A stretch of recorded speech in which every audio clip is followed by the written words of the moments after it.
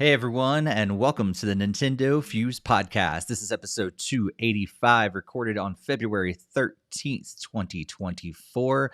Happy early Valentine's Day, everybody. We're going to be talking a lot about several different news things that have been coming out over the last couple of weeks.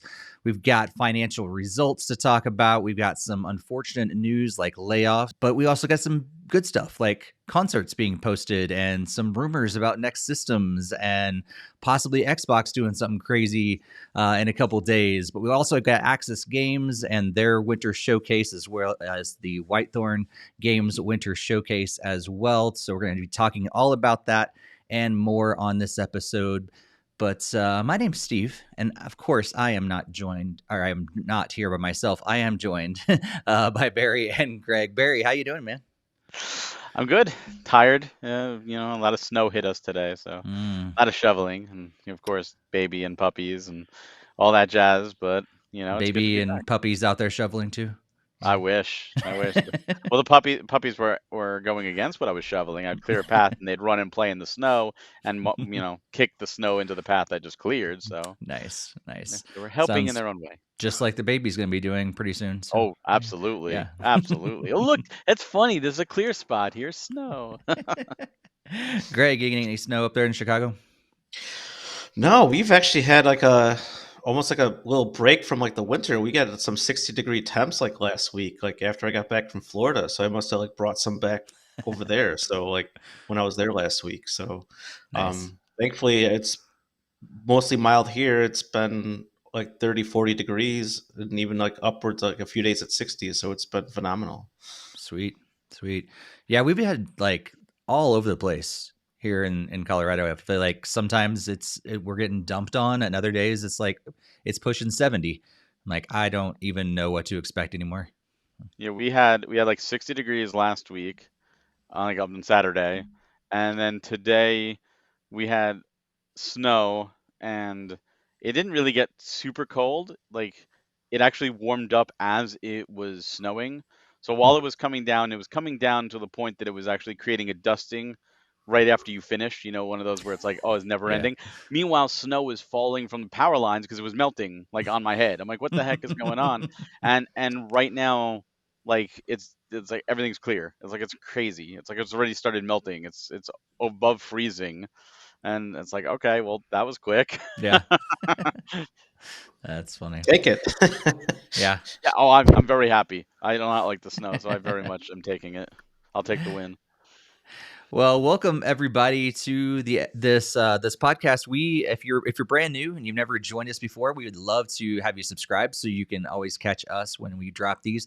We've recently switched our live recording schedule. We used to be on every other Monday. We switched back to every other Tuesday, so it's actually the schedule we had before, but I won't get into that. You don't need to know that. You just need to know every other Tuesday, going live at 8 p.m. Eastern time. I'm thinking the time zone I am in.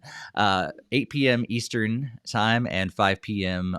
Pacific time. And you can join us on YouTube and Twitch. We stream both on both of those platforms. You can join us in the live chat to talk about all the different stuff that we talk about during our live episode. We love hearing your comments and thoughts about all the news and what you've been playing and all that stuff. Speaking of which, to everybody that is joining us live right now, be sure to throw all your thoughts in the live chats on both YouTube and Twitch, and you can find the video version after the fact on YouTube. But if you prefer audio, you can also subscribe on your favorite audio podcast apps as well. And if you've not joined us over on social media, you can join us over there. We're at NintendoFuse on your favorite social media platform. And we'd love for you to join our Discord community as well. The link is on the screen if you're watching the video version, but you can also find that in your YouTube description and also the podcast show notes as well. So we'd love to have you join our Discord for conversations in between the shows. We've got a lot of news to talk about tonight, but as always, we're going to jump into what we have been playing first. And Greg, how about we go to you first? All right. I like the new trend of the new year of leading this off. So they can have a shorter list before we get to the mega list later. So, all right. It's not quite as long as last episode. Oh, mine's much shorter. Well, yeah, we only had 2 weeks as opposed to you only had 2 weeks this time. Yeah. My list is pretty concise this time around. It's I finished up Super Mario RPG, so it was like my first time ever like really playing through it, and I absolutely enjoyed the game like fully. I did try some of the post game stuff, but then I was getting kind of stuck because the bosses were basically down to like, oh, let's the only way to make this harder is just have them one shot you on every one of their attacks. So unless you have like perfect timing and everything to avoid dying on the one attack, then I was like, all right, well, this is not really worth too much more of my time to go through the full 100% run. So maybe if I ever replay it down the road, that I could maybe shoot for that. But overall, it was a great game. I really enjoyed the story, and it was a super fun game, and nice to kind of see where like the Paper Mario series got its entire set of roots from. So, Was this the original or did you play the remake? oh, this is the remake on Switch. Did you at least do the hidden boss behind the door? The bonus boss? I probably not. I don't know where that was. There's in Behind the Munchto door. Town. There's a door that is locked, and you need a special key to unlock it. Yeah, I couldn't find the key, so I don't know what that was for or where that Oh, was. so you didn't get to fight the special boss. That's an homage to a completely different RPG franchise. Time to go back in Yeah. after the podcast. Yeah, for sure. But yeah, We look over and Greg's like, "What? Stop bothering me! I'm trying to find this boss." I mean, I did like the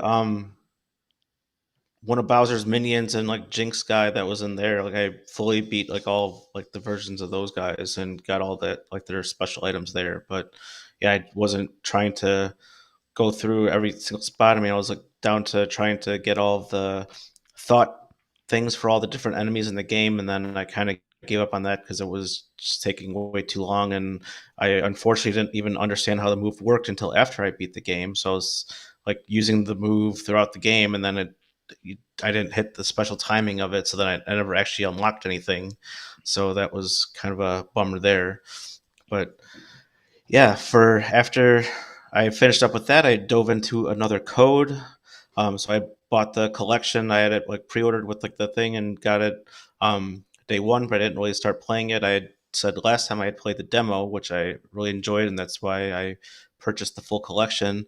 I actually made it through the entire first game, and that was really cool. I really enjoyed all the different puzzles and the story that they threw together that time around. Um, I've been still going through the second one, which seems like it's a little bit at least longer, or at least drawn out a little bit more. Doesn't seem quite as interesting as the first one, but I'm hoping that it kind of changes pace as I expand through the story. So I think I'm still like somewhat early game, but still looking more to play some more in the coming weeks to um, finish through that. I'm pretty much outside of that. It's just been my standard mobile games, Simpsons Tapped Out, and some Roblox games with my daughter. So that makes a nice, quick and easy and concise list for me. Nice. Barry, how about you? Yeah, quickly, just to tell you, another code, Journey Through Lost Memories, I think is the second game. It has more of a setup. Like it doesn't like launch you right into the scenario just yet. Like you have a little more peaceful figuring things out. But there's absolutely a mystery there, and it does expand on the story of the first game. So it's a slow burn, but it does get a really cool payoff. So just throwing that out there. For me, standard Pokemon Unite, still doing my daily stuff. Pokemon Scarlet, they did a special 7-star raid, so I went and did that, which was honestly significantly challenging. I was Empoleon. A lot of people, I guess, I was paired with that just did not know how to do that raid. Smash Ultimate dropped more spirits this time, Pokemon Scarlet Violet, and the DLC themed, so I went and did those. Really weird that they're doing this, but I'm not complaining.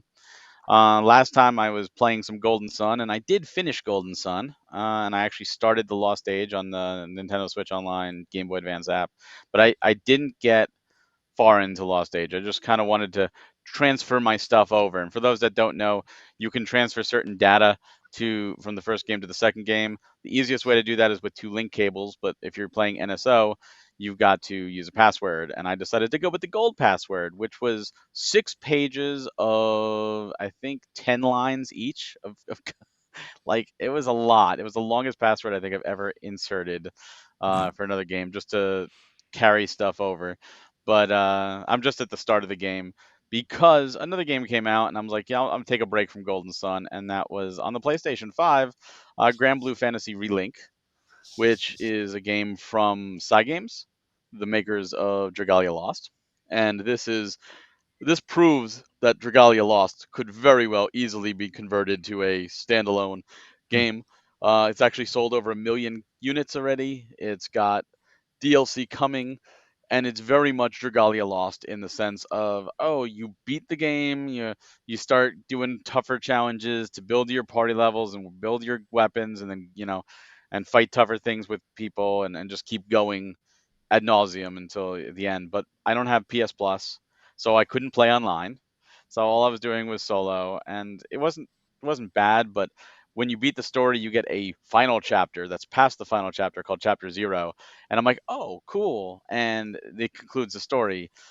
And you have to do these tasks, and it progressively gets harder and harder and harder to the point like I need a power of like 7,000 to do the next thing, and I'm at like 5,600, and I'm like, yeah, I'm not grinding at this point. I'm so close to the end, but I'm like, I'm not grinding. And if I had PS Plus and I had friends to play with, maybe. And I could definitely see, I can be getting addicted to it like Dragalia because it is a really good story and it's a beautiful game. Oh my God, beautiful game. Nintendo, get them on board. Dragalia Lost for Switch too. But I did stop that. I might go back, but I stopped that because another game came out the next day after Grand Blue, and that's Persona 3 Reload. I never played Persona 3. I was gonna play P3P when my physical came, but I'm like, you know what? I'll do the remake. I loved Persona 5 and that universe, and I'm close to the end on Persona 3 Reload. It is a big game, and it's awesome. It's not as good, I will say.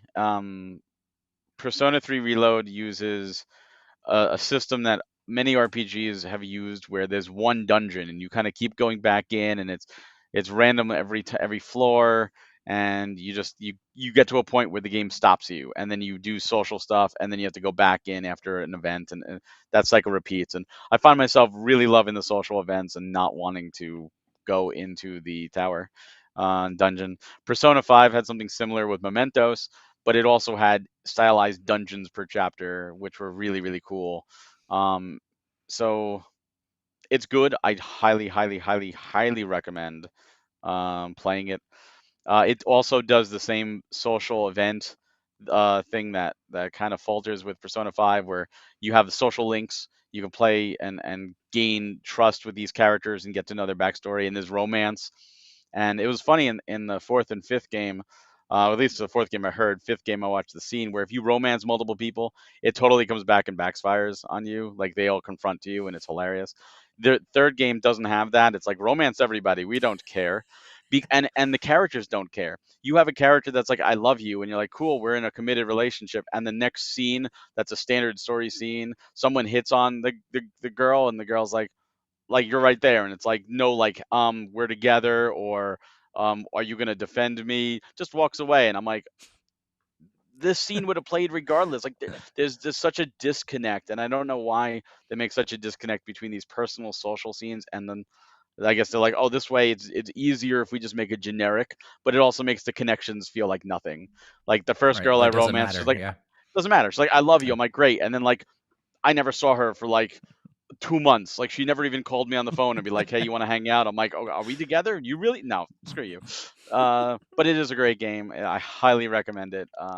I hope there's a rumor that Persona 3 Reload will go to the next Switch system.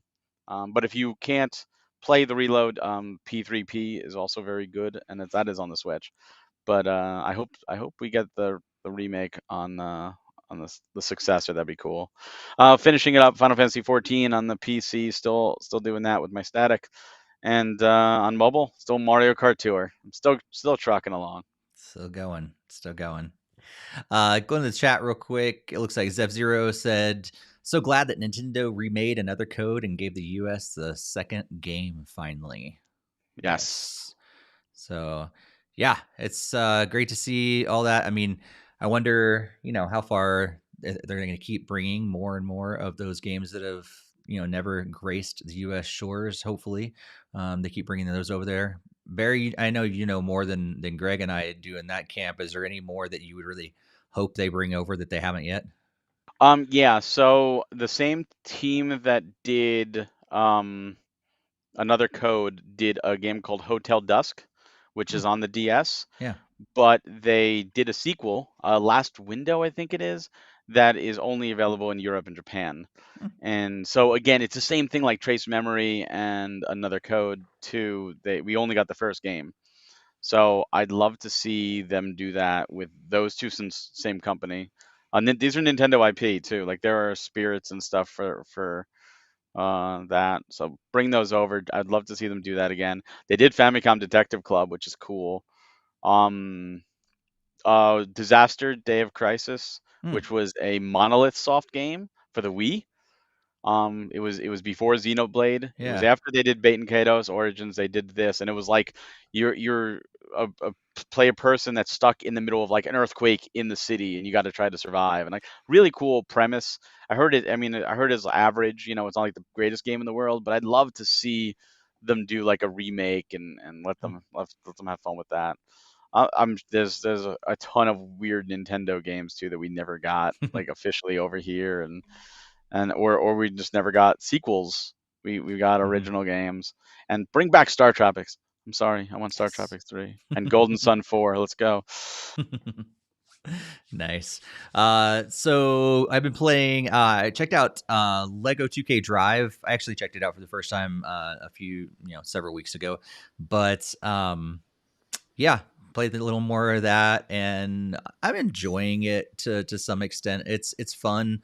Controls are kind of a little wonky, but the premise is really fun, and I'm a big Lego Masters fan, like the TV show, and I know in the last season, a certain team, I won't spoil anything if no one's watched this yet, but a certain team won the rights to have their creation put in the game.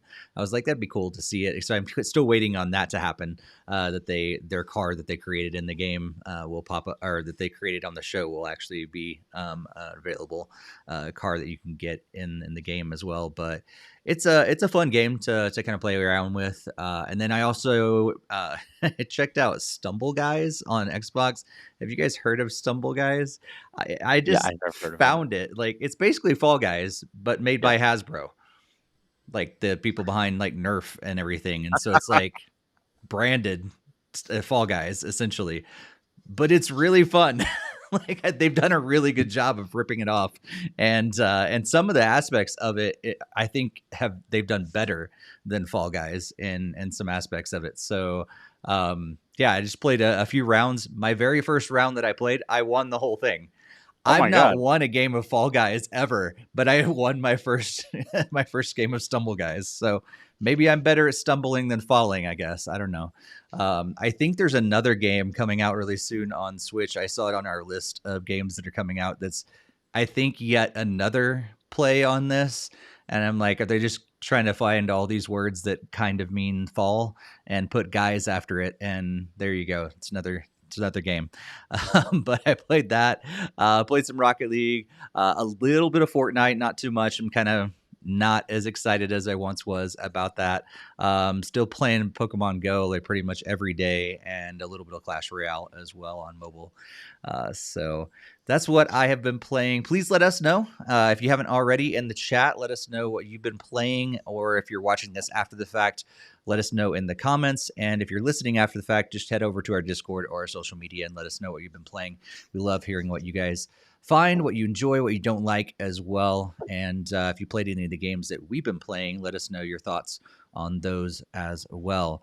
We're going to jump into our headlines first. As we talked about in our last episode, we've been kind of switching up the order for our podcast. So we're going to jump into several different headlines. We want to make sure that you guys know about some different smaller-ish news articles first, and then we'll head into our main discussion after that. So Greg, kick us off with our first headline. All right, so Nintendo released their financial results. So this is be for the conclusion of 2023. So they let off with like the hardware sales is just under 140 million. So still got another like 12 or 14 left before they pass the PS2 and the DS. So a little bit ways to go there. They also said Mario Wonder had the best launch of a Mario game and for quite a while with nearly 12 million units. So that was a very good thing to see. Tears of the Kingdom is already up to 20 some million units. Pikmin 4 is at 3.33 million. And pretty much they went through all the different games that came out throughout 2023, along with like the hardware sales. So seemed like a pretty strong year overall. And that was pretty much it from the financial briefing. And that's all great news. But let's talk about a little something that's not so great news: layoffs. There's been a tremendous amount of layoffs in this industry overall. Uh, Most recently from Epic and Blizzard. Yeah, it was the estimation for 2023 was 11,250 people laid off. 2024, which is only at this recording a month and a half old, already reached 6,000 layoffs. It is ridiculous at this point. And with all the acquisitions that are happening, more and more layoffs. So what's going to happen the rest of this year? Who knows? Unfortunately, a little more sad news. If you're fans of the original 1993 Mario movie, the guy that played Toad, his name is Mojo Nixon. He passed away at age 66. According to the New York Times, his death was confirmed by Matt Esky, the director of the Mojo Manifesto, which is a 2020 documentary about Mr. Nixon. He said that he had a cardiac event while he was asleep at the Outlaw Country cruise that was docked in San Juan, Puerto Rico, and he'd been on the host of the cruise, and he'd lived in suburban Cincinnati. So, R.I.P. Mojo Nixon. On to some happier news. The Legend of Zelda concert series had a new event in Tokyo, and thankfully, Nintendo of America has shared the entire experience on their YouTube page. So, if you're looking for some more awesome Zelda music, which actually includes the new theme from Tears of the Kingdom, be sure to check it out on their YouTube page and listen to some awesome Zelda music. And that's not all. Nintendo decided one concert wasn't enough. Let's go with two. So they decided to do a Splatoon 3 concert, which is 40 minutes. Again, it's from Tokyo, and it's available on Nintendo of America's YouTube channel. So make sure to check that out. And we got some more Switch rumors. We talked about our own expectations and what we're wanting to see before, but rumors are abound, which typically happens before a new system comes out. And most recently, we've got some rumors from routers. I forget how to pronounce that. I think it's something totally different than either of those. But anyway, said it will feature a new custom-built chip from NVIDIA. And other various reports say that the system will be fully backward compatible with the current Switch games and even enhancing those current Switch games. And on to some more rumors, but this time it's circling around Xbox. So there's going to be an official Xbox podcast in just a couple of days here on February 15th. And that's at 3 p.m. Eastern time, where they're going to be discussing the future of Xbox and everything. So there's lots of rumors going around there, if they're going to be like exiting the hardware business and all sorts of crazy things that people like to speculate on. So I guess stay tuned for this Thursday for at least the Xbox presentation with a possible Nintendo Direct overlap, depending on if they announce it tomorrow. So be sure to check out Xbox for more information. All right. Lots of good stuff, unfortunate news, and some crazy rumors. What do you think about this, Greg? I have no idea what to at least think on the Xbox thing I was just saying, because I already saw some people speculating that Xbox is going to be trying to leave the hardware industry and just go with their Game Pass and try to put it on PlayStation and Switch 2. And I mean, who really knows their business going forward? I do remember seeing that the Xbox has always lost Microsoft a ton of money, and that's just because it's how they try to overpower their machine, and they obviously can accept a loss in the Xbox division because Windows and everything else that they have is can keep the company quite strong and afloat and everything. So it'd be kind of interesting to see where they're going, or if that there's any logistics to that. I mean, who really knows for sure? I did listen to the concert, so it was really cool to check out. Like I did watch the Splatoon one. Really enjoyed the Splatoon music in addition to the Zelda one, so that was really cool to listen to while working earlier this week. Um, didn't really hear about like the actor that played Toad, so obviously that's very sad. And my condolences out to their family, and hope everything is good on that side. And obviously, similar sentiments, but just different for people that lose their jobs. That's never a good time. But unfortunately, the game industry is very volatile, and it's really easy to for one game to tank, and then people can lose their jobs. As that it's just part of the industry, unfortunately. But it was and finally, it is always great to really see Nintendo post their financial results, and a lot of that just leads to even more speculation on the Switch 2. And people were almost expecting like, oh, the Switch is going to be our primary focus into 2024. But then it's actually, if you read the fine print, it's because their fiscal year ends in March. So it's like, of course, it's their main focus as they enter 2024 because there's nothing announced for the first 2 months. So um, Nothing else to focus on. yeah, so I mean that just obviously creates even more people to try to speculate, saying like, "Oh, well, then March we're going to hear the Switch 2," and like, okay, sure, whatever, like if you say so. I mean, that'd make me happy because I predicted the Switch 2 to be revealed after March. So Barry, what do you think about these stories? Yeah. So the Toads actor, rest in peace. That is sad. Mojo Nixon. Thank you. You're definitely one of the highlights for the movie for me. You and your harmonica. Uh, as for the layoffs, unfortunately, that's a side effect of acquisitions. There's only so much room in a company, and if you have, an acquisition and two people have the exact same job, you only take one. So there's a lot of overlap. So that's sadly to be expected. But for all the developers that are losing their jobs, I hope you land on your feet, and I hope, either you make your own studio or another studio picks you up, because there's a lot of talented people without jobs now, and the industry is in a lesser spot because of it, truthfully.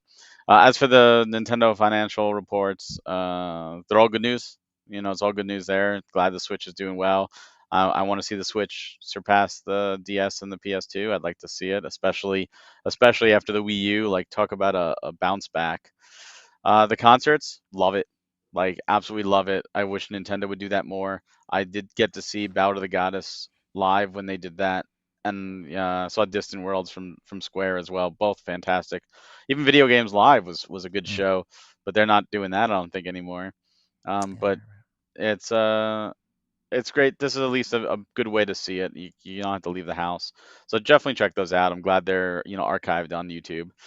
As for the Switch successor rumors, we've talked at length about them. I think they would be stupid to not be backwards compatible. I think they would be dead on arrival, truthfully, if it wasn't backwards compatible. Because why would you buy a Switch 2 when there's millions of games on the Switch you probably haven't played? And as for the Xbox stuff, I'm interested to see what they do. It's very reminiscent of what happened with Sega after the Dreamcast, where they went third party. And if Microsoft says we're done with hardware outside the Series XS line, and we decide we're just going to be third party and our exclusives are going to go elsewhere, it'd be pretty wild to see some of those exclusives come to Nintendo. I mean, they already have a good working relationship, but maybe Game Pass, maybe we'll get like Halo Master Chief Collection on the Forza Horizon on the Switch. Who knows? I'm not a huge fan of Microsoft exclusives. They're not usually my taste, but they own Rare. So if they become third party, imagine what they could do contacting Nintendo. Hey, do you want to work with Rare on a brand new game? And remember what happened when Sega went third party after the Dreamcast? They broke up their games and they were exclusive for a while. Like, Nintendo had Sonic Adventure DX and Sonic Adventure 2 Battle, and were exclusive. Billy Hatcher exclusive. You have stuff like that, and then like Sony had Virtual on Mars was there. Echo the Dolphin went there, and Xbox, who supported them the most, had Jet Set Radio Future. Went over there. Crazy Taxi 3.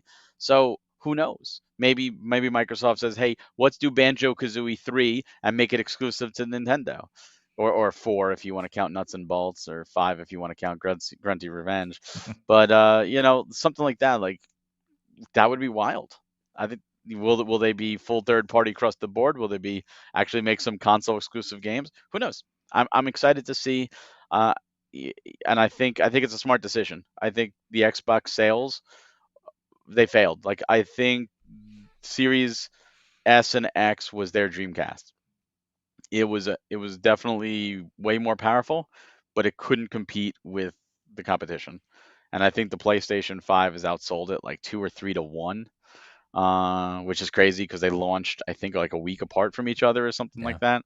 So, they're not going to touch the Switch in terms of sales, but that's that's a tough pill to swallow for their fourth system. Oh, the Dreamcast was Sega's fourth main system, if you don't count like the CD and the 32X as add-ons, or like Mhm. the Pico, but like the main line. It's kind of a mirror if you think about it. It's interesting. It's interesting. Real Yeah, that quick, does put things in Blake a says little more hi perspective. in the chat room. Why don't you say, hey, Blake? Go ahead, Greg. Yeah, that was just very interesting to see. I mean, I think the 360 was probably their best selling console, unfortunately, Oh and yeah, by then far. And it still came in third place. It was in the lead for most of the time, and then in the end, PlayStation 3 actually surpassed it. Yeah. Like, it still came in third. Yeah. I think the but weird thing for me is my immediate context of, I mean, with the exception of Barry, my friends that have multiple consoles all play on Xbox, and that none of them have a PlayStation 5. And so, like, it's so weird because the actual numbers of overall sales go against what my anecdotal evidence is. It's like in Well, my immediate circles, it's most people have Switches, and then the second most is by far Xbox, and I know just a couple people that play PS5, and that's it. So it's that's so the weird. problem, though. So many people will be like, "Oh, that's a thing." Well, I don't know anybody that does Yeah. that. And it's like, well, how many people do you know? Like, you're a very small circle for the grand scheme of things, Hmm. and the sales don't lie. Right. I got both systems at launch, right? I have both systems at launch. I messed around with both of them. They're both great systems as far as I'm concerned. But of the two, I play the PS5 like 99 to 1, because the PS5 backwards compatible with the PS4, and they have a lot of Japanese games that I like. I'm a JRPG gamer. The only game I really played on the Xbox, well, two: Microsoft Flight Simulator, which was exclusive, and Diablo 4, because it required online, and I still have Xbox Live because my dad's still paying for it. So I'm like, okay, and I don't have PS Plus, and you need online. So I'm like, well, I guess I got to go for the Xbox version so I could at least enjoy the game. Otherwise, I would have played it on the PS5. Yeah. It's one of those things where I don't even care about trophies or Hmm. achievements or any of that. It's just I enjoy Japanese games more than I enjoy American games, and Sony has that, and Microsoft, being an American system, suffers.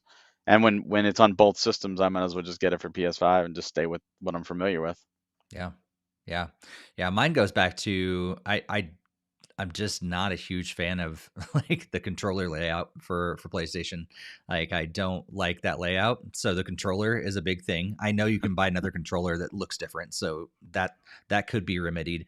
But I also don't like how, at least from my experience, PlayStation required a lot of like stuff to have a subscription to PS Plus, where I can do a lot of stuff on Xbox without having a subscription, and that's really nice. And so that's what really won me over, and the fact that like it was a whole lot easier. We needed a new Blu-ray player, and so I got a Series S that now function as my Blu-ray player, because the PS4 didn't do the HDR Blu-rays or whatever at the time, and the HD so Blu-rays. so I just switched over to Xbox, and all of a sudden I was like, oh, I kind of like this, and I just stayed with it. It's funny you mentioned the things you could do with PlayStation with the Xbox without needing a subscription. Final Fantasy 14 just opened up as of today, I believe, their beta for Xbox. It's going to Xbox, and I urge everyone to play the game. The game's great. However, if you play it on PS5, you can play it with just paying the subscription fee for Final Fantasy. You do not need PS Plus. But with the Xbox Series S and X version, you need at least the basic level of Xbox Game Pass in addition to the Final Fantasy subscription. And I just thought that's weird. That's like, really? I'm just still upset with Square anyway, because I tried, like, I downloaded I think I've talked about this in a previous episode, Yeah. but I downloaded the PC or the computer version of my Mac one time, trying to play it, and didn't work out. And so I was like, okay, Barry says I can play it on PlayStation. Fantastic. There's the trial. My trial should be available. I never played it before. Nope. Even though I couldn't never boot up the game, my trial is gone because technically I had it before. And so I have to create a brand new account if I want another trial. I was like, that's annoying. You know what? Honestly, I think it's worth it because the amount of stuff they give you for free, like it's the best value in video gaming right now. Because you get 2 full expansions, unlimited gameplay for free. You could get like 600 hours for free. It's disgusting how much you can get and do. I guess so. Yeah. Greg, are you chomping at the bit to get another system, or are you just waiting for the Switch 2? Well, I think since the Switch 2 feels like it's going to be launching this year, it is likely. But and it might look like an Xbox as well. So might. Maybe they're working together. Yeah, who knows? That's the other partnership that failed, right? The Nintendo Xbox. That's right. Like the Nintendo like the PlayStation. Nintendo And exactly. The Nintendo PlayStation. And now it's be the Nintendo Xbox. Yeah. I just a couple of these stories. I've listened and watched most of the Zelda concert. It's fantastic. I still wish I could have went and been there live, but I'm so glad that they did it on their YouTube channel as well. And I haven't checked out the Splatoon one yet. Not clearly into Splatoon nearly as much as I am Zelda, but the Zelda concert was cool. And really just bummed about Mojo Nixon's death. That's sad, but also these layoffs. That's really unfortunate, and because I know a lot of crazy things has happened, and I mean, like you said, all these acquisitions and everything going on within the gaming world, and yet all these people are losing their jobs, which is really unfortunate. And so hopefully that stops soon, and hopefully we can see some good stuff come out of that. But that's really unfortunate right now. So, but glad Nintendo financial results are good. So maybe Nintendo can hire all these people instead. Never really know. Maybe Rare or Retro are looking for people too. That's true. Maybe we'll find out what maybe Rare and Retro could come together and do something if Xbox brings their games over to Nintendo. Because I only say that because I always got them confused anyway.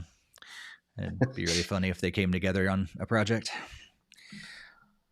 Let's move on to our main discussion, and back on February 1st. So like I said, that we're recording this on February 13th, but back on February 1st, Aksys had their All Aksys Winter 2024 event, and they announced 5 new titles for the Nintendo Switch, including Tokyo Xanadu EX Plus, which will be dropping sometime summer 2024.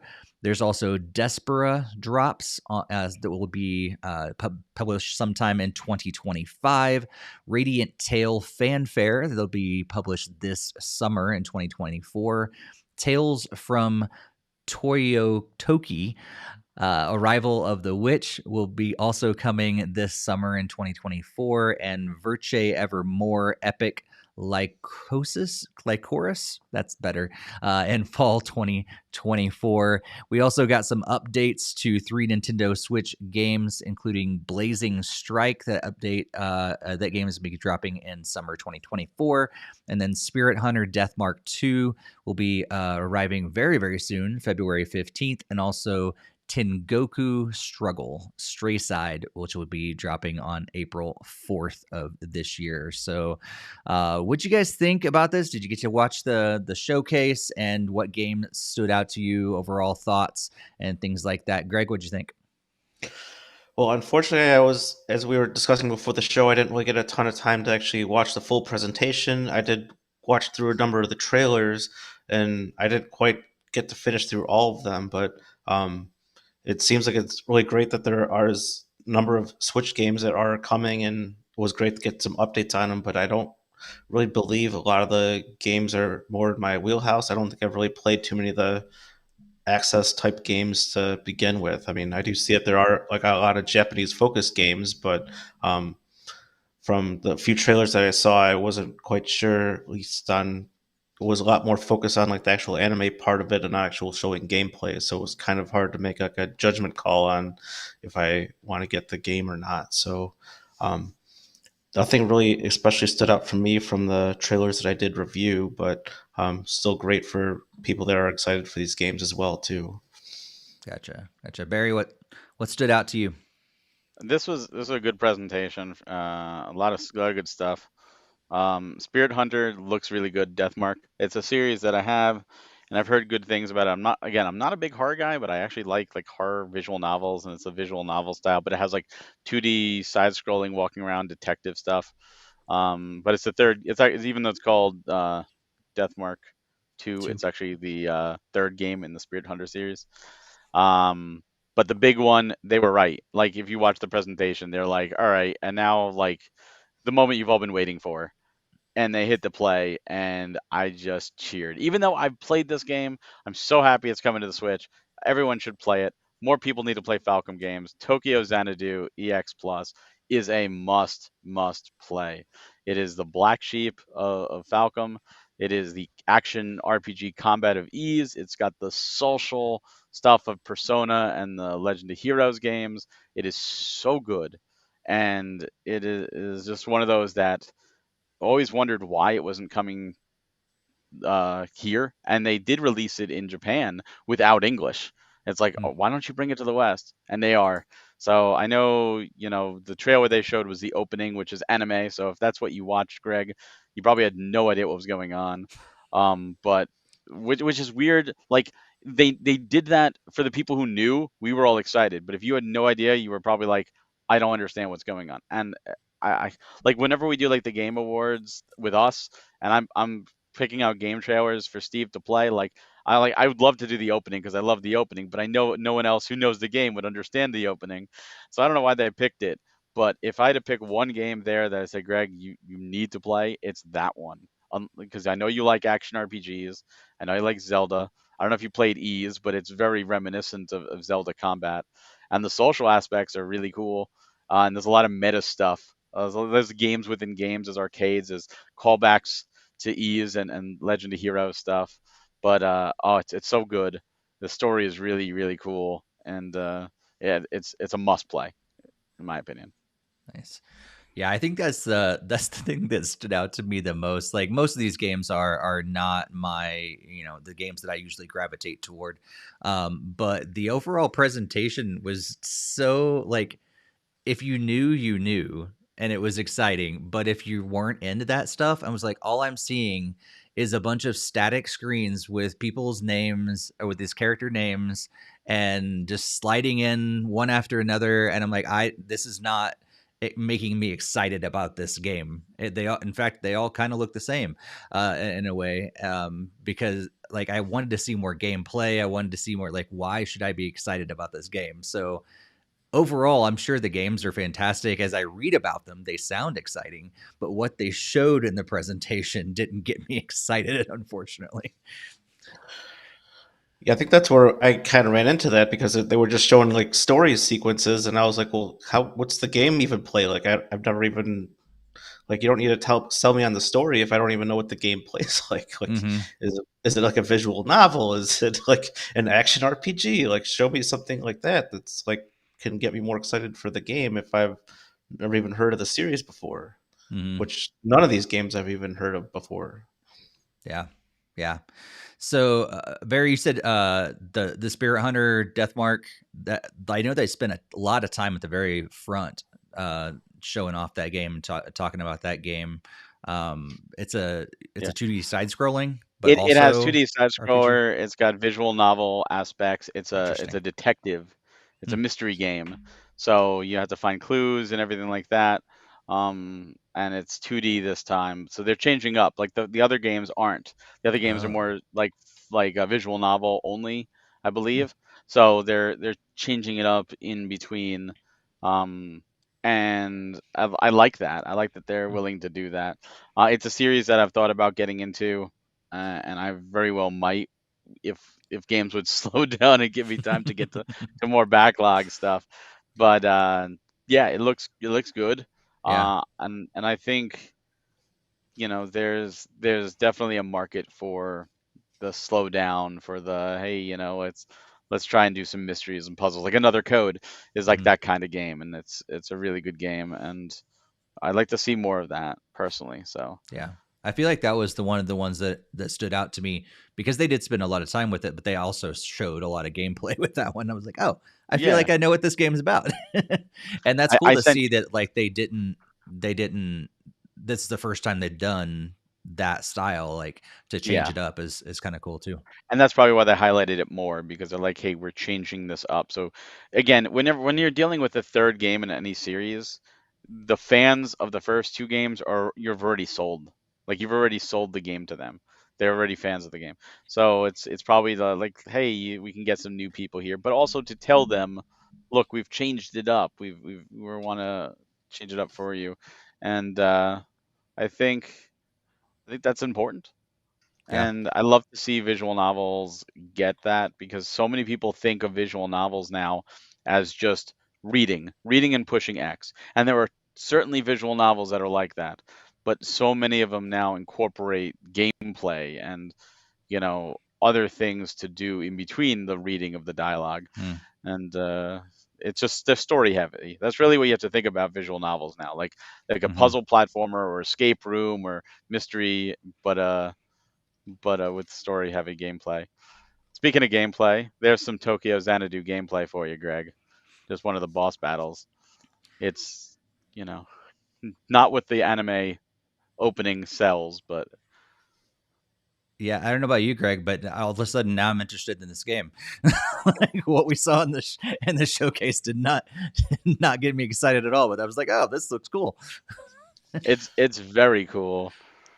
I mean, It's it got a does look really really fun, but it also seems like it might be harder for me because I like the more the turn-based stuff on the RPG well. side. This This is is more on like a turbo Monster mode. Hunter type thing where you're tackling a Uh-uh. giant-sized monster where it's going to take like an hour to Nope. defeat it. No. This is a boss, and this is also on turbo mode. So this is actually faster than normal.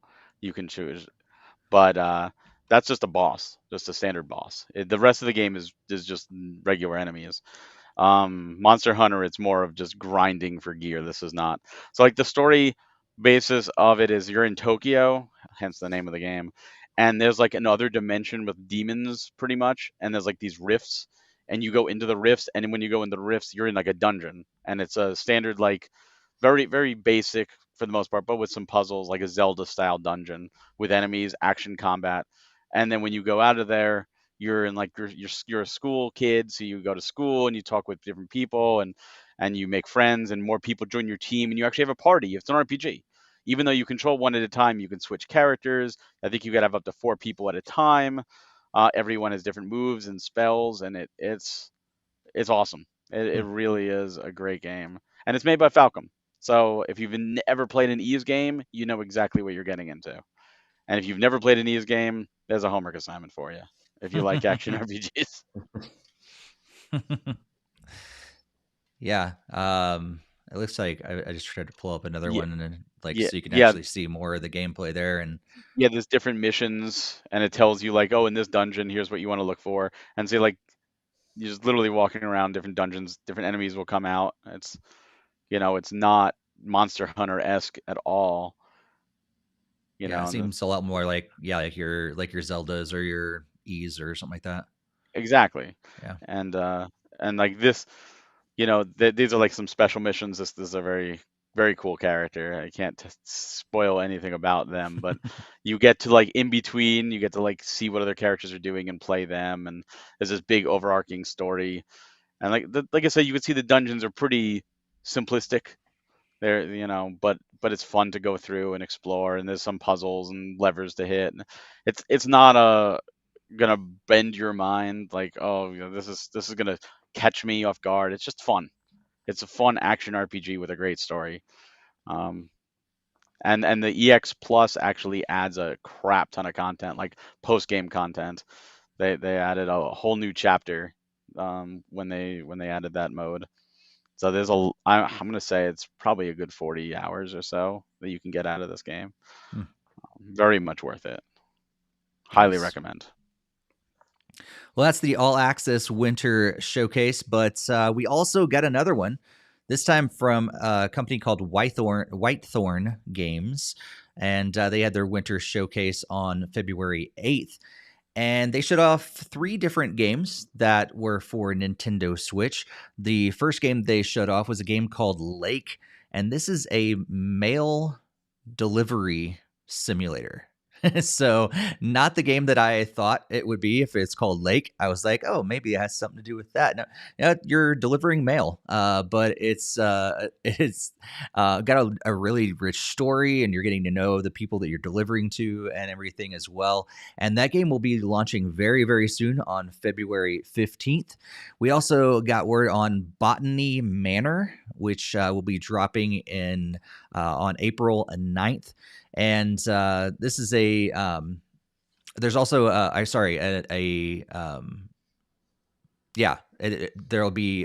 was a new trailer during the winter thing in 2024. Sorry, it threw me off when I was reading that. I was like, I thought it was April 9th. So forgive my my confusing myself here.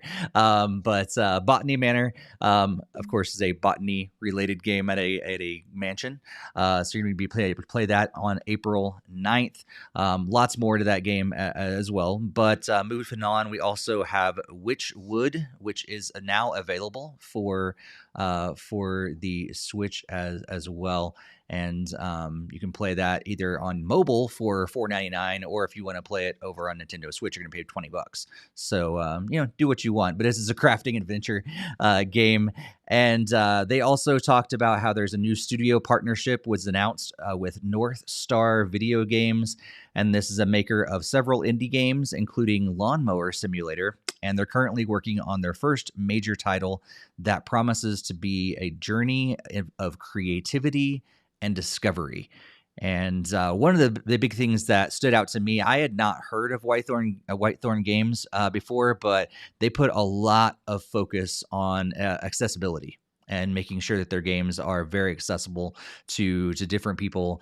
And I thought that was really cool. They spent a lot of time talking about the accessibility features in each of these games throughout their presentation. So that was pretty cool too.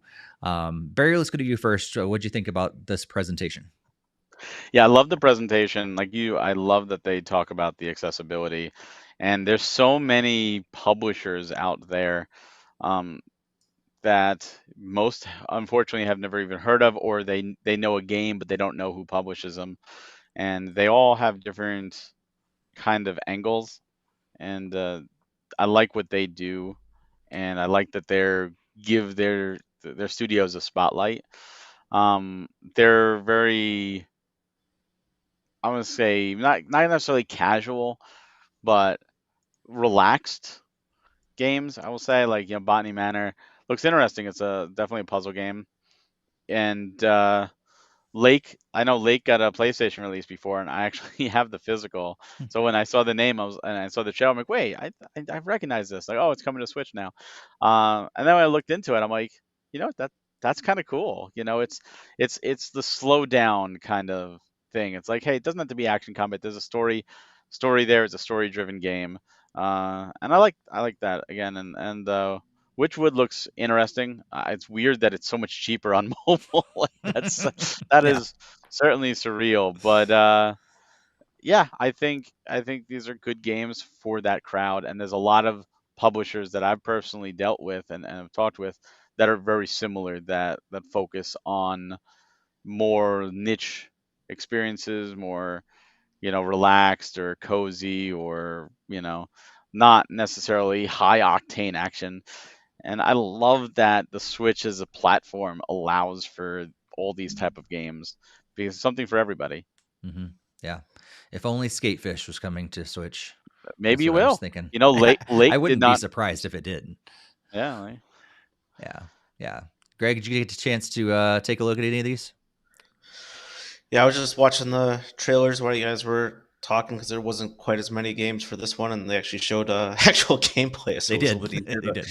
it was actually easier to make like some decisions on it. So like the Botany Manor one seems like somewhat interesting. I do like puzzle games, but I don't know. It just kind of depends on where I'm at, like down the line and stuff. If I'm looking for any filler games and stuff to add in there, and then it's pretty much the same thing with the Witchwood. It's kind of interesting that it's so much cheaper on the mobile devices, and then Switch they're gonna upcharge you. So I wonder if there's like extra features or even a sort of cross play or like you can cross saves or anything. But not holding my breath for that because it's not usually very common.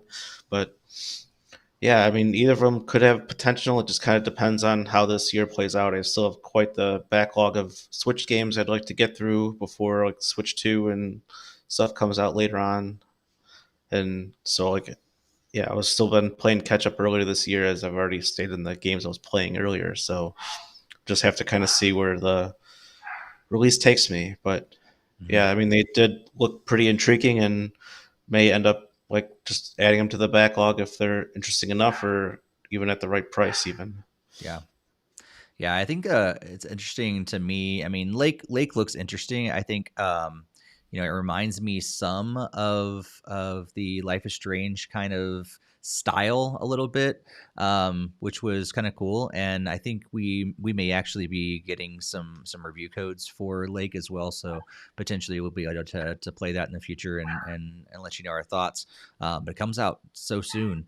But Botany Manor does look interesting. Witchwood looks interesting, but the games that grab my attention more aren't coming to Switch, at least as of right now. I was like, oh man, that's too bad. Like Slime Heroes kind of looks fun, but it's not announced for Switch yet, and you can only play it on Steam and Xbox, and so maybe I'll check it out on Xbox, but yeah, I do. I mean, I said it earlier. Barry said it as well. I just want to reiterate. I love the fact that this company is so focused on accessibility, and I think it's and just the time they took to explain how excited they are to incorporate a lot of these accessibility features in their games. You saw from the developers in the presentation, they just took that time to explain it and why it's important to them and what they're excited to bring to their game. I think is really cool. So even if you're not excited about any of these games in particular, I think taking some time and watching this presentation is really cool because you can see some developers that are very passionate about bringing their games to all different types of gamers, even ones that cannot play a traditional, in a traditional way, if you will.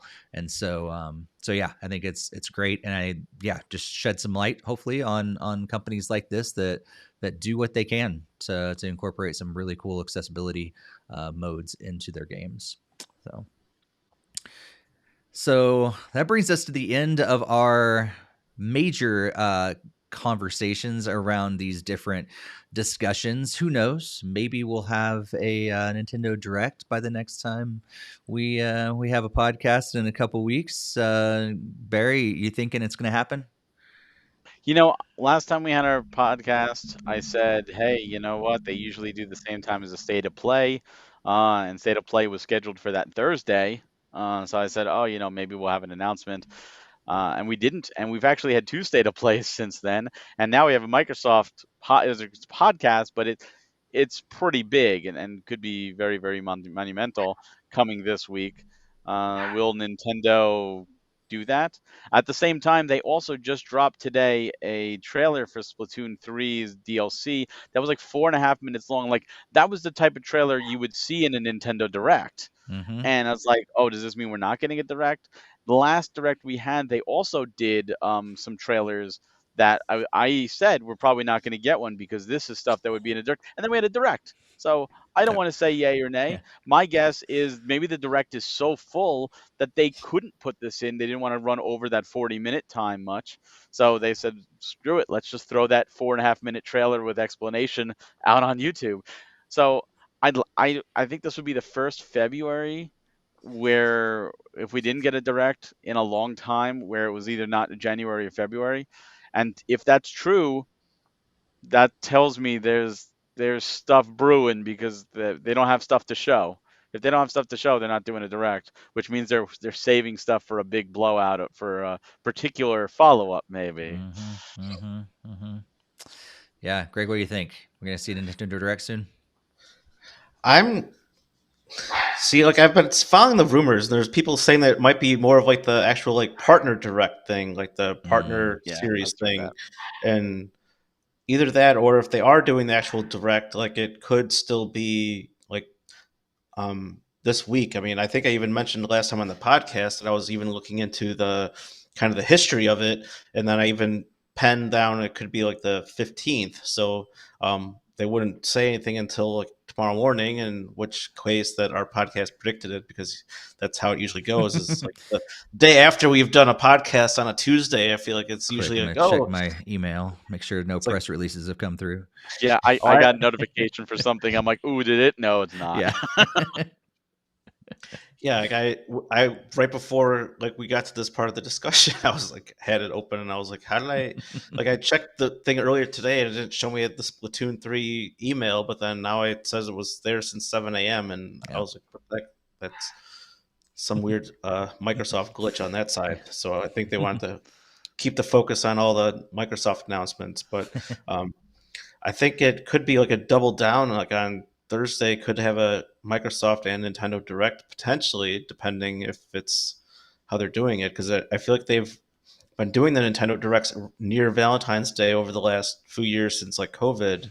So it's usually like it just depends on what day of the week that the Valentine's Day landed on is depending on when they were doing the direct. And I think that's where I was also saying that the early year one is tends to land on a Thursday, and Thursday is the day after Valentine's Day. So I would think we may wake up to see an announcement of whatever the presentation is, if there is one. I'm not saying that there is like guaranteed to be one, but if it is set for this week, that we would find out literally tomorrow morning, and then you never really know. But could it be next week? Sure, why not? But I mean, I would like to think that would have some sort of knowledge before the next podcast, but you can never really know for sure.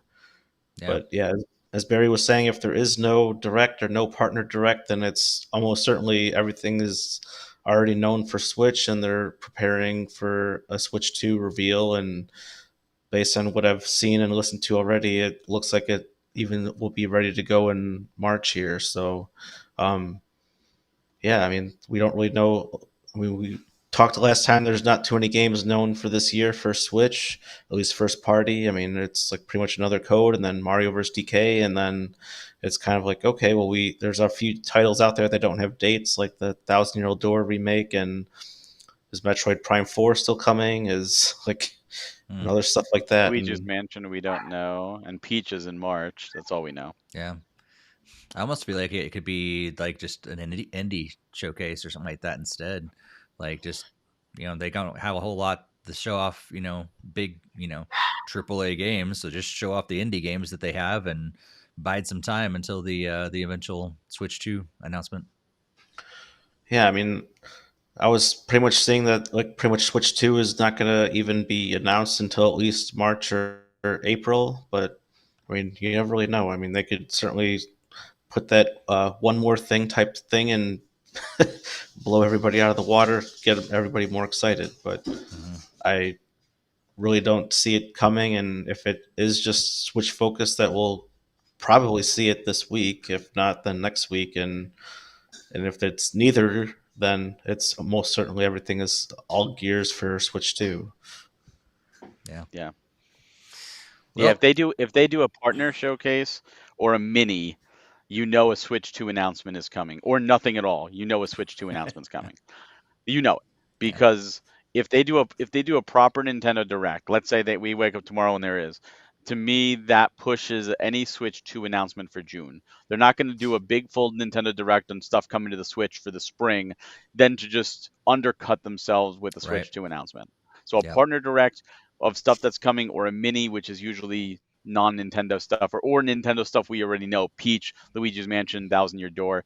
Um, then absolutely, I think a Switch 2 announcement's coming sooner versus later. yeah. So that's my prediction. I could be totally wrong, but That makes we'll see. sense. It is interesting though because so many of the rumors and rightly so. I think they're smart to go this way, that they're going to be releasing a system that is fully backward compatible.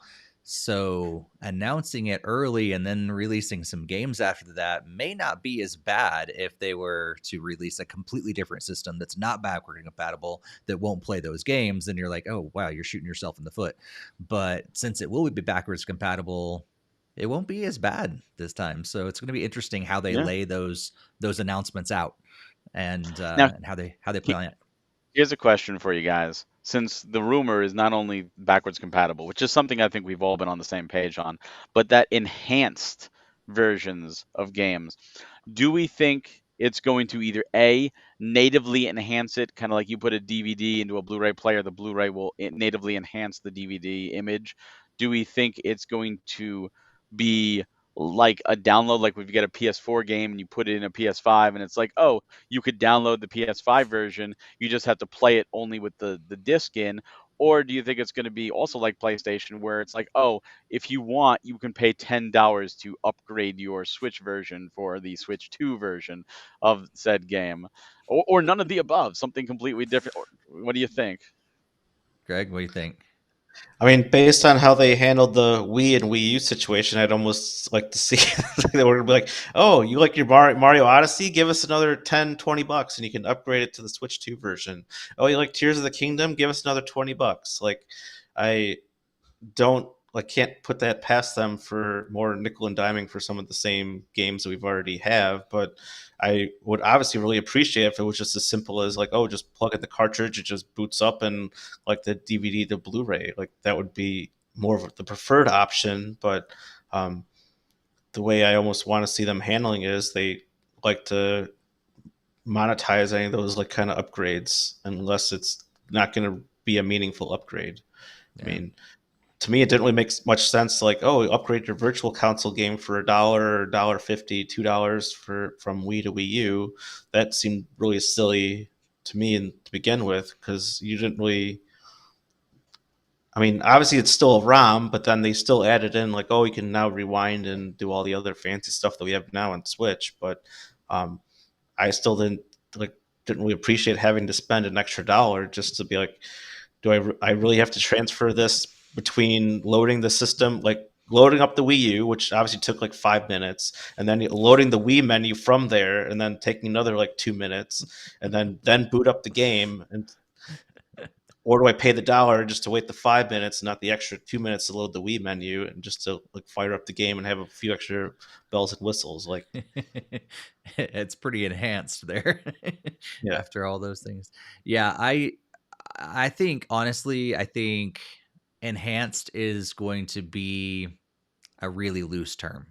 Honestly, I think it's going to be native. I don't think they're going to go that direction. How PlayStation has done it, but I think they're not going to go that direction because enhanced is probably not going to mean what we think of when we think of enhanced. I think Yeah. it's going to be slightly better visuals, Hmm. more of a static frame rate. And Hmm. so, games that were fluctuating a little bit between 30 and 60 or whatever will be at a static 60. I think those things are going to happen, but it's not going to be drastic. It's not going to all of a sudden take a 720 game and bump it up to 4K. I don't think we're going to see that. Yeah. I think it's going to be slightly enhanced, and it's going to be native, is my guess. I think you're right. I think it's going to be like the new 3DS and the 3DS. Like Yeah. you take a game like Hyrule Warriors Legends and play it on the 3DS, and the frame rate really suffers. And you play it on a new 3DS, and it runs significantly better, just because the system has more RAM that it could run it. So I think that's what's going to happen. I think games where, like Link's Awakening, for example, had those weird little frame rate Mhm. hiccups almost, whereas like those drops. And I think that's not going to happen because the Switch 2 is going to have plenty of RAM that it can compensate. You're gonna be able to So play Pokemon Scarlet and yeah, an well, po- actual way you're supposed to be play it.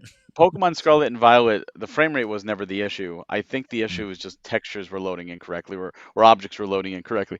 I still think people are going to walk like this, like with 3 frames, because it's supposed to be far away, and they're Yeah. just never loading the close up for whatever reason, and they never fixed it. I don't know why. And if I'm wrong, and it's supposed to be fluid, and that's how it's coded, and the Switch just can't handle it, then maybe suddenly Scarlet and Violet will be the best looking games on the Switch too. Maybe. Maybe.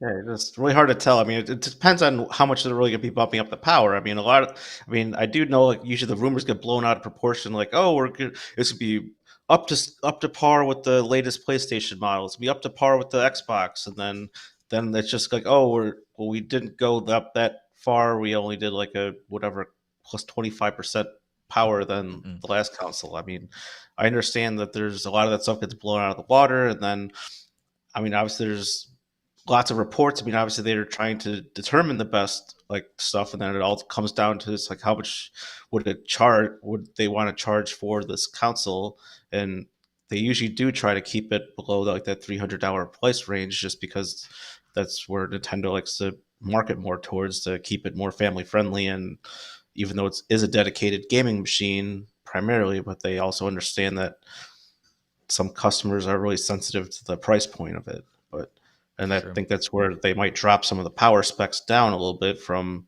any initial dev machines that they obviously sent out beforehand. But Yeah. it's just I'm still hoping that they do go for it this time. And I do not want a $600-$700 machine by any means, um, because I just don't want to spend that much money on it. Um, but would it be awesome? Sure. But I still want it to be fairly affordable. But I feel like they may bump this one up a bit more. But because I think they're going to keep that portable Switch around as their lower tier. So they're like, well, okay, not everybody has to jump up and get the $400 console. We still have the $200 Switch Lite that you can buy and play a ton of games. And so that way, it's kind of like what Apple does with their iPhones. Like, oh yeah, you have the one that costs $1,400, but you can also get last year's model for $400 if you want, and it gives them that lower price tier, and still able to play a ton of games on it like that. So I feel like that may play to their advantage this time. We'll see. yeah. I mean, Nintendo's their own thing. Uh, they never take our advice, but we'll No, they see. never do. No, I think it'll be telling. I'm curious to see going forward if games will, you know, be Switch, and it'll say like plays better on Switch 2, kind of like they did with some like the 3DS games, where it would be like there'll be a sticker also plays on new 3DS or whatever. Or if it's going to be some PlayStation discs have like both, or Xbox discs have both Mm-hmm. versions. If you put it in Xbox One, it installs the Xbox One version. If you put it in the Series X, it installs the series version. Mm-hmm. So I'm wondering if they'll do something like that, where like new, better cards that can contain both versions of the game, and it's like this is a Switch and a Switch 2 game all in one. Good. So Yeah. And I think they'll. I mean, if Xbox and PlayStation are to kind of set the standard for that, they did it for a while, and then eventually they are making games that don't really do that anymore. And so eventually they move past what PS4 and what Series S and Series X can do. And I wonder if that would be very similar, to what Nintendo would do as well. It's like, oh, the first year, maybe there'll be a handful of games that can actually play on both, but then eventually you'll get to where, okay, this game is not going to run on a Switch, it's only going to be Switch 2, and then they'll move beyond that. but how long is that going to take? I mean, PS4 games are still coming out, and I it's guess been so. 3 years. It's Less and weird just to say less. it. 3 years since the PS5 and the Series X, 3.5 years almost since they've came out, which really feels weird to say. Like I remember it like it was yesterday. Like those are new. Like what? And it's still the case. Xbox One games, when they trickle out, are usually both versions together. So Not all it's though. not all. I'm still wishing that Spider-Man 2 also came out on PS4 because maybe it'd give me a reason to boot it up. Nope, that's so 'cause Sony said that they're done supporting the PS4. It's Yeah. third parties, but Sony's known for doing that. I mean, the Vita Yep. lived on for years without any Sony support. The PSVR 2 currently, a system that came out last year, has zero Sony support and is all third party support for what little there is left. Yep. Well, let's move on and think about look to the future. And our next episode we recorded live on February 27th, 2024. But until then, we have a couple of weeks of games coming out. Thanks to Metacritic, we'll be scrolling the video version. We'll see all the games that will be coming out over the next couple of weeks. Some games to note is an Ys game, so excites Barry, I'm sure. Ys Ancient, Ys Vanished. On February 15th. Also, Lake, as we talked about earlier, February 15th. Spirit Hunter Deathmark coming on February 15th as well. And also Gunvolt Records Chronicle on February 15th. So that's a big day in gaming. The next day, we get Mario versus Donkey Kong. And Splatoon 3 Expansion Pass Wave 2 that we talked about earlier is dropping on February 22nd. And Shiren the Wanderer comes out on February 27th. Greg, any games that I may have overlooked or anything else you're hoping to play over this next couple weeks? I know you were talking about like a lot of the using the term guys. So there is a game called The Jump Guys. I don't know if that was the game you were That was the referring one. to. Yep, that was it. But yeah, I was even as I was kind of mixing in, I feel like this is still going to be like finishing up like backlog games, like another Code. But I was going to definitely be picking up Mario versus Donkey Kong. I did enjoy the Game Boy Advance game a long time ago, and it'll be nice to revisit that one there too. But those were like at least the probably be like the main focus before the next podcast. Nothing else really had stood out or jumped out. Jumped out. Yeah, if you're jumping, you're falling, you're stumbling, it happens. Barry, what are you going to be playing? Yeah, actually, I forgot to mention, I did do the Mario vs. Donkey Kong demo over the last 2 weeks. I played. It's only 4 levels because I wasn't sure if I was gonna play the game. So my plan is to finish Persona 3, and I hope I could finish it before Mario vs. Donkey Kong. I originally planned to do Lost Age, Golden Sun Lost Age before, and I'm like, oh man, maybe Persona's taking longer. Do I want to go RPG, RPG, RPG, RPG again, or do I want to maybe take a little break? So I might instead do Mario versus Donkey Kong, and then do Golden Sun Lost Age, and then that leads to Final Fantasy VII Rebirth. The Ys that you're talking about, that's actually the first Ys game, Ys 1, but it's the original. I think it's the computer version of it. So it's Oh. not like the enhanced versions of like the the DS or the PSP, or any of the other more refined versions. So it's old school, like DOS style game. And for anyone that has never played the Ys games, the early Ys games, you didn't push a button to attack. You would just walk into an enemy and you hope your attack landed. It was like random. So you would just keep walking into an enemy and hope that you killed it before they killed you. So it is kind of archaic in that regards. So just an FYI, if you're like, oh, why can't I attack with my button? Because it does it automatically. It is great that it's coming. I might try it just to see because I never played the original version of it. Um, the Splatoon 3 expansion pass looks neat, but I never got to Splatoon 3 yet, I'm obviously not going to touch that. But I'm happy for others. And Spirit Hunter looks cool, but again, it's the third game, so I need to play the first two, and there's just so many games coming out right now, so that's on my back burner. But if you do need another RPG, don't forget about Lion Simulator, Survival RPG Animal Battle. Oh, So there you go. Let's play that. there's your filler. We should get a review code, and I'll play that. If it's like a Goat Simulator, I'm all about it. Yeah, I'm hoping to of new games. I'm hoping to go back on my backlog and everything, but of new games, I'm definitely going to play the demo of Mario vs Donkey Kong. Kind of forgot about that game until I was looking through this list, preparing for the podcast. I was like, You could do the oh demo in right, like 20 that minutes. game. I It's forgot pretty about that. quick. So that was a game that I played. I can't remember which one it was, but on the DS or 3DS, that I don't remember how I got it, but I ended up getting it and I liked it a lot more than I thought I would. Next thing I know, it's like you can go back in like previous episodes of the podcast way back in the day. And I remember talking about it going, I can't believe I've been playing this game so much. It was a game that I did not think I would enjoy at all. And the next thing I know, like hours are going by. It's because it's so simple, but it's fun. So the demo, just so you know, it's in the first world. You get 3 actual levels and then a special level where you have to like guide the minis. You can't interact with them. They follow you, so you have to like guide them. Uh-huh. I never played the original on the GBA. I did play Donkey Kong 94, which which was fantastic. So it's interesting. Like I enjoyed the demo way more than I thought I would because I was like, I'm not sure. I know this version has like 2 new worlds or something in it. Like they've added new stuff.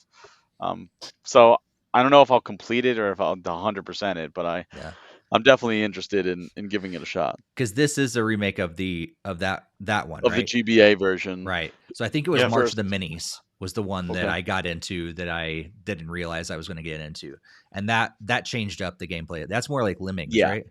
Yeah, that one's more like Yeah. Lemmings. Yeah. Yeah, this was almost like a sequel to like the original DK arcade machine, and then like, they turned it into its own little thing, and then all of a sudden they decided to add all the minis, and the series like came off of this, went into like the minis series, and that went all the way through like the Wii and Wii U or whatever, and three like the DS and Yeah. 3DS. Tipping Stars, I think, was the last one. I think that was Wii U and 3DS, but it was digital only. Yeah, I haven't played in the recent ones, but I do remember March of the Minis was, yeah, something I was very surprised by. I do want to go back, and I know Greg, you mentioned Mario RPG. I at some point, like I've got to go back and I want to play the NSO version, like the It's original not on one. NSO, I don't think. Is it? I thought it was. Is it? I wasn't sure. I thought I really usually thought like it a was. game I definitely doesn't have it on appear. Virtual Console, for sure. I know that I have it on Virtual Console, so I can play it that way. But I thought it was on NSO. If it's not, I'll play it some other way. I have the original game. I want to play that, not the enhanced one. I'll just go back to the original one at some point. But yeah, I may if it's on NSO, then I'll most likely play it. At some point I very don't soon. think it's on NSO because usually games that are on NSO don't have any other way to play them, and games that have another release don't appear. Like the Mega Man games are not on NSO because there's the compilations. Street Fighter games aren't on NSO because there's compilations. Anything where there's a Secret of Mana, there's a collection of Mana that's not on NSO. Final Fantasy, same thing. There's a few exceptions, like Sonic 2 is there, even though there's the Origins collection, because it was put there first, and Sega said like, oh, we're not going to take it away from you now. But otherwise, if it appears on NSO, like Golden Sun are there now, there's not going to be a Golden Sun collection because it's on NSO. So because of the remake, I think that's why they didn't put it there. Earthbound, same thing. I'm not expecting a Mother collection because they're on NSO. So that makes sense. I mean, to be fair, a lot of the games you listed are like more third party, even though they are very synonymous with like the NES and often called Nintendo games. But it's like Capcom is responsible for Mega Man, and obviously, if they already did the collection, they would probably rather prefer people buy it as opposed to like, oh, yeah, you what can I'm just saying get it is for free with any their subscription. collection, Castlevania, these are third parties, but even Nintendo, Mario 64, is that on NSO? I don't know. Right. It's been a long time since I booted up the 64 app. I don't remember if Mario 64 was even on there because I know they did the 3D All Stars, and if it is, it's a different version Yeah, because I know they're like, oh, this is gonna go away. So I don't even know if Mario 64 is there because of that. that's true. I mean, I feel like it is, but because I think that's usually very like again, it's very synonymous with the N64. It's like You that's would like think, but the who knows? N64 game to have, as opposed to like a lot of the other stuff that was released on there. That's true. Trying to Let's boot it up right see. now and Yeah, see. it is It is up in there. okay. Mario 64 is there. Oh, I have to update my my 64 app because I haven't played it in forever. I think that might have been one of the exception because they removed it. But if they were still selling 3D All Stars, it would not appear. Yeah. Like, Well, I guess I'm gonna have to. Was it on 3DS Virtual Console? Maybe I'll actually boot my 3DS up and yeah. charge it Well, and take it with me too. new 3DS only. Yeah. Super Nintendo was only new 3DS because apparently the original 3DS couldn't handle Super Nintendo games. I don't know. I got that, and I also got my new 2DS that I could also bring, but then I have to That transfer was such a everything good over. system. That's a pain in the butt. Yeah, it was a good system. Yeah, that was the That was a good one. only system that I've ever been sent from Nintendo, and it was totally a surprise. That's Like, cool. yeah, back when they actually used to give us even games and stuff. But yeah, it was. I totally I remember just opening up my. I was like, "What is this? What did Nintendo send me? Oh my gosh, it's a new 2DS. Where'd this come from?" Yeah.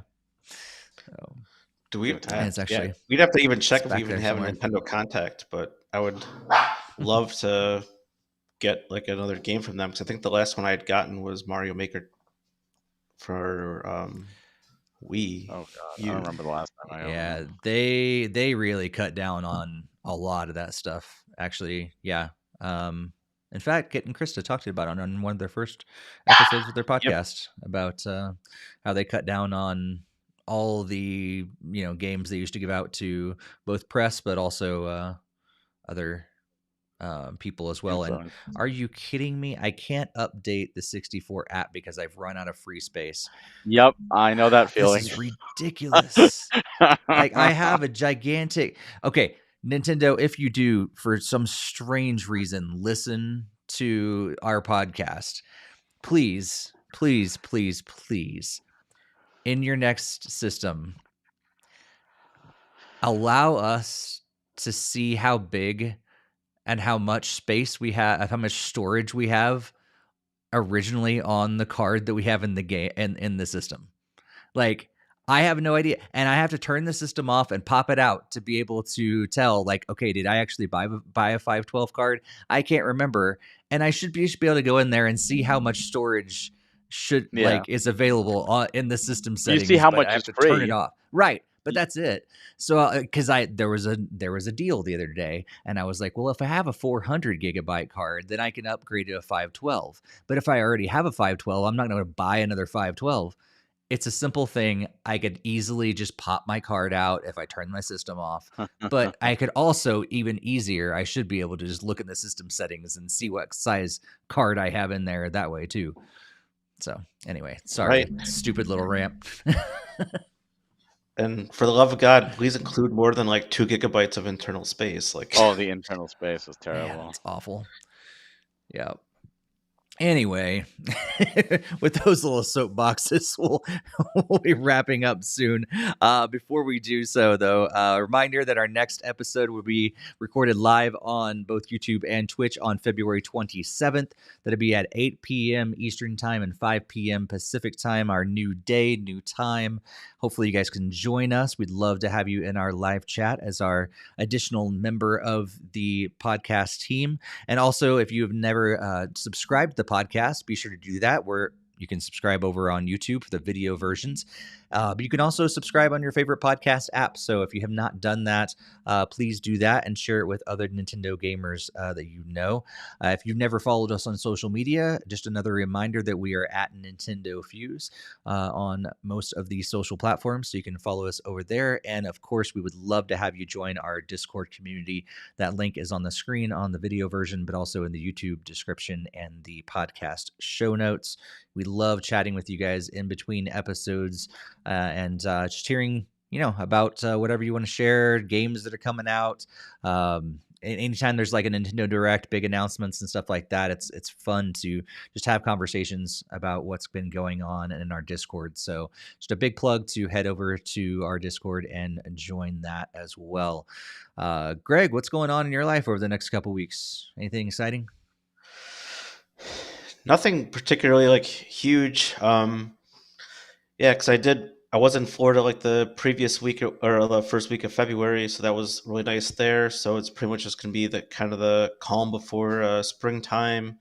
And I know like my daughter's friend's birthday party will be this upcoming weekend, and they're doing one of those trampoline parks. It'll be a lot of fun. Um, yeah, and I did just order my daughter a bunch of gaming themed shirts that she's gonna love. I got like an Eevee shirt that I know she's gonna love too, and some Roblox themed ones and a Minecraft one. So it's always great seeing that kind of stuff easily able to purchase. And yeah, so Cool. pretty much outside of Valentine's Day tomorrow, nothing really major going on for the rest of February until the next podcast. But Yeah, same here. There's not a whole lot going on for me either. I mean, I thought I was going to be traveling a lot in February, but none of that happened. And so, yeah, not a whole lot going on. So maybe some more time for those games that I need to catch up on. Barry, what are you going to be up to in the next couple weeks?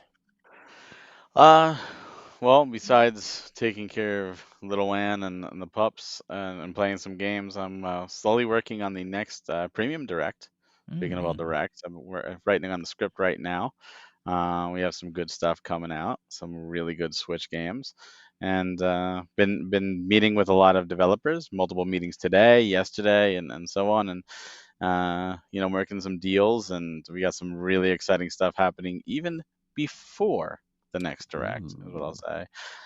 So we're talking a little bit about that, possibly the next time we have a podcast, or definitely the one after that for sure. But some exciting stuff, and if you haven't yet, please check out premiumeditiongames.com. Get some in stock games. Get our pre-orders. We've got production coming. We've got Wife Quest should be out very, very shortly. I think we're waiting for like one more thing to assemble the whole kit and caboodle. And Super Dungeon Maker is finally virtually done. I think we're waiting for one last patch before we could order the games, because that was one of those games where we reviewed it and we talked about how it had great content, but it didn't have everything. And I don't know if you guys have even booted the game up, but there's been a lot of updates, including a huge one that added like six new enemy types, 4 new themes, a brand new playable character, redefined a lot of the controls, and made making maps easier with the controller. Like they did a overall, almost like an entire overhaul on a lot of that stuff. I did see that they added a new character, a playable character, but that was all I saw though. Yeah. Oh yeah, they added, like I said, 6 new enemy types, 4 new themes, and a lot of like UI updates and controller updates. And these are all free updates, but we wanted to wait for those to come out before we printed the card, so the entire game is preserved.